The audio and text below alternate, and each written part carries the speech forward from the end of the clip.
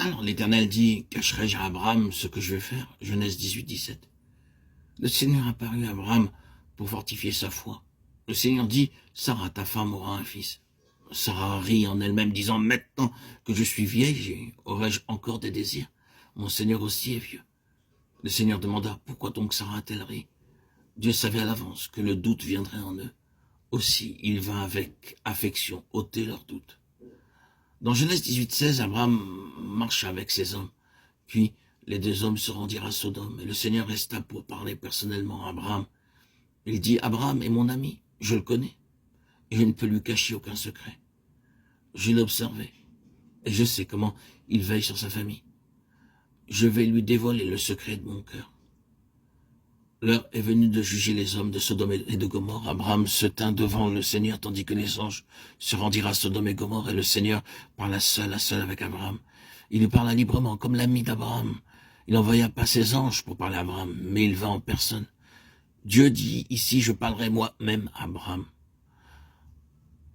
J'ai une question importante à débattre avec lui.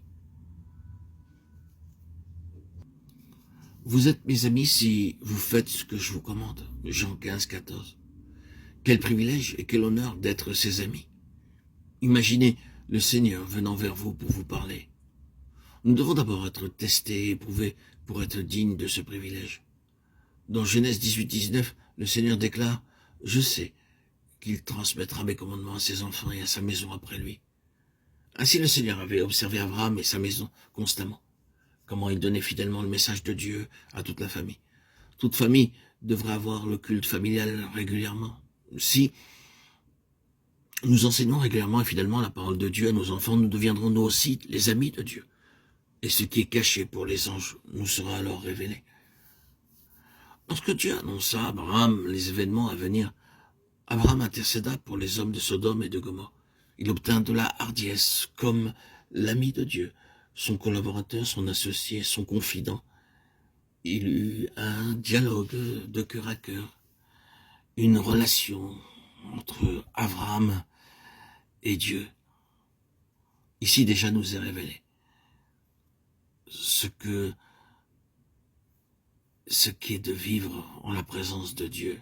Abraham l'a vécu. Nous, enfants de Dieu, nous le vivons en permanence par sa présence dans notre temple intérieur qu'est notre corps, notre cœur, où se trouve l'Esprit Saint.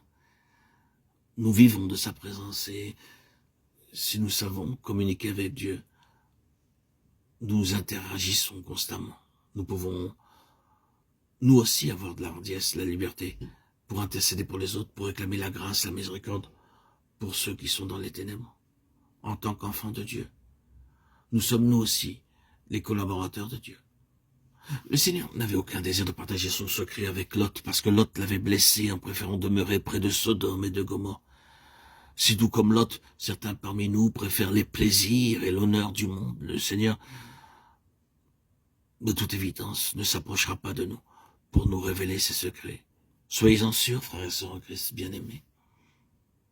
Frères et sœurs, chers amis, prenons donc garde que les choses de ce monde ne prennent le dessus sur les promesses de Dieu. Ne nous laissons pas assaillir par les distractions du monde, afin que nos cœurs ne puissent s'assombrir et éteindre cette étincelle, cette puissance divine, ce feu dévorant qu'est l'Esprit de Dieu en nous, en nos cœurs. Soyons vigilants